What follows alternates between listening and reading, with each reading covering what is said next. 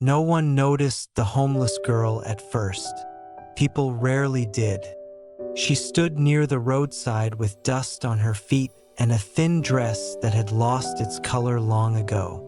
Her hair was tied back carelessly, and her eyes always watched the road, not the people. To most, she was just another poor girl trying to survive the day. Someone to walk past, someone to ignore. Her name was Lola. Every morning, Lola woke up before the sun. Not because she wanted to, but because sleeping on the streets taught her one hard lesson. If you stayed asleep too long, life punished you for it. She slept wherever she could find a little shelter. Under closed shops, beside unfinished buildings, sometimes near drainage pipes if the rain wasn't heavy. Her body was always tired. Hunger lived inside her like a quiet enemy that never left. That morning was no different.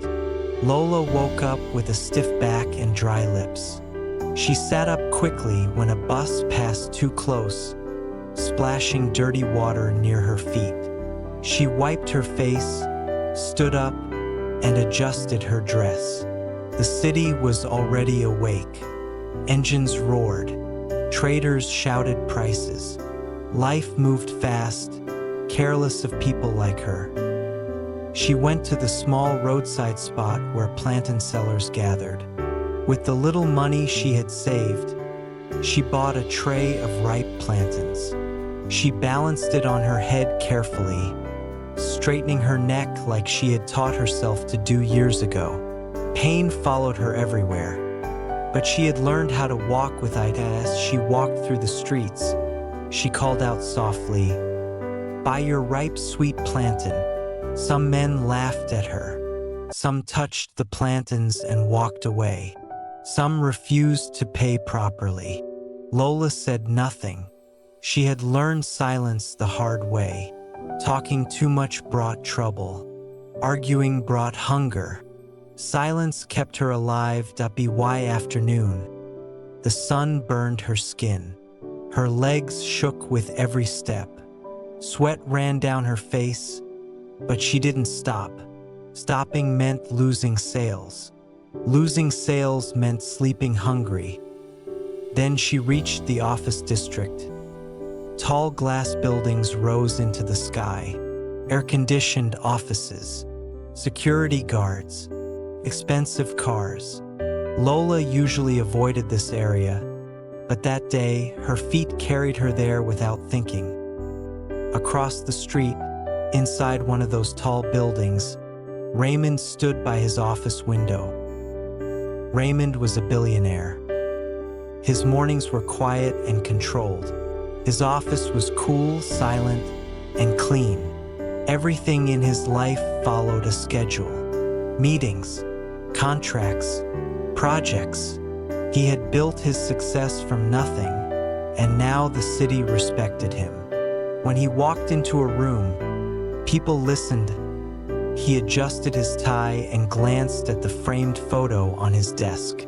Two teenage boys smiling at the camera. His sons. He smiled briefly, then picked up his briefcase. It was time to leave for a meeting. Ken stood nearby, watching. Ken had been with Raymond from the beginning.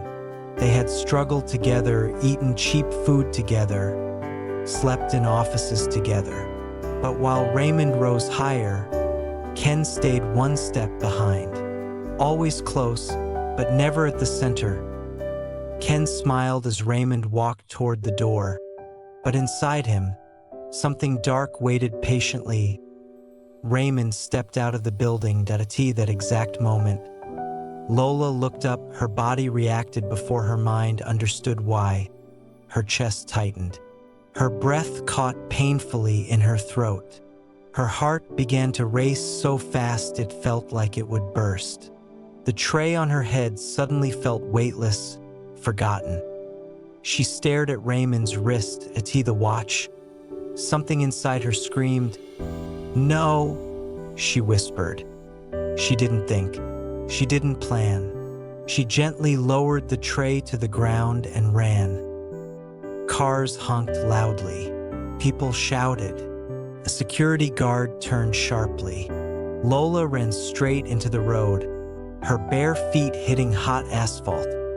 She grabbed Raymond's wrist. Everything froze. Raymond turned, shocked. Before he could speak, Lola pulled hard and ripped the watch off his hand.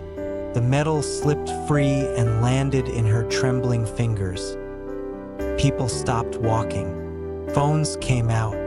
Security moved closer. "What are you doing?" Raymond demanded. Lola's hands shook violently as she clutched the watch. Her eyes were wide with fear, not guilt. "Please," she begged, "don't wear this." Raymond stared at her, confused and angry. "That's my watch." Security stepped closer. "If you wear it," Lola whispered, her voice breaking, "you will die." The words hung in the air. Raymond felt something unfamiliar tighten in his chest. Fear. Not because he believed her, but because for the first time, something felt wrong. "How do you know?" he asked quietly. Lola couldn't answer. Tears filled her eyes. She shook her head again and again. "Just trust me," she whispered. Raymond looked at the watch in her hands, then at her face. She wasn't acting. She wasn't asking for money. She looked terrified. Slowly, Raymond raised his hand. "Stand back," he told security. Everyone gasped. Ken, standing a short distance away, felt his stomach drop. Raymond took a deep breath. Let her talk. Lola's knees trembled. Memories flooded her mind. A woman she once warned. Blood on the road. Hands grabbing her. Voices calling her a witch. She had learned never to speak again. But this time, she forced the words out. "I see things," she said softly. "Not always, only sometimes. And when I do, bad things happen if no one listens." Raymond swallowed hard. Ken's face drained of color. Raymond looked at the watch again. "What happens if I wear it?" Lola closed her eyes. "You won't live to see the next week." Silence fell. Raymond made a decision that shocked everyone. He dropped the watch into Lola's hands. "Keep it." Ken stepped forward sharply. "Raymond." Raymond raised his hand. "Not now." That night, Raymond couldn't sleep. He kept thinking about Lola's face, her fear, her certainty. He ordered the watch tested the next morning. The results shocked everyone. The watch contained a tiny poison mechanism hidden inside. A silent killer. Ken disappeared that same day. When police found him later, his mind was broken, just like the warning said it would be. Raymond lived, and Lola? Raymond found her again. This time, he listened. He gave her food, shelter, education, and safety. Not because she saved his life, but because she deserved to be seen. And for the first time in her life, Lola slept without fear. Because sometimes the smallest voice carries the loudest truth. Raymond did not announce what he was doing when he left his house early the next morning. He did not inform his assistants or his security team of the real reason. He only said he needed air. The city was already awake, but his mind was louder than the traffic. He could not stop thinking about the girl's eyes. Fear like that could not be acted. He had seen fear before, in boardrooms, in negotiations, in men about to lose everything. Lola's fear was different. It was raw, personal, like someone trying to stop a future she had already seen. He returned to the office and asked for a full investigation into the watch. quietly, "No emails, no announcements, just results." By midday, the technicians were pale. They showed him microscopic images of a tiny compartment hidden beneath the watch casing. Inside was a slow-acting poison capsule designed to release through prolonged skin contact. Clean, silent, deadly. Raymond sat back in his chair, his heart pounding. If Lola had not stopped him, the watch would still be on his wrist. He would have gone home, slept peacefully, and never known what killed him. He closed his eyes. Only one person had handled that watch recently: Ken. Security footage confirmed it. Phone records confirmed it. And when police went looking for Ken, they found him alone in a rented apartment far from the city. He was alive, but his mind was gone. He stared at walls, muttering words no one understood. Doctors said the damage was permanent. Raymond didn't feel satisfaction.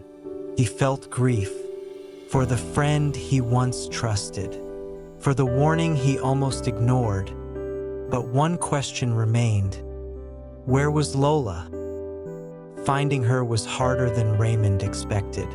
She had no address, no phone, no routine anyone noticed. But Raymond was a man who did not stop once he decided something mattered. After 2 days, a security officer spotted her near the same roadside, walking slowly with a tray on her head. Raymond told them to stop the car. Lola froze when she saw him. Fear rose instantly. She lowered the tray, already preparing to run. People like him never came back for people like her unless something was wrong. "Lola," Raymond said gently. She looked up, shocked.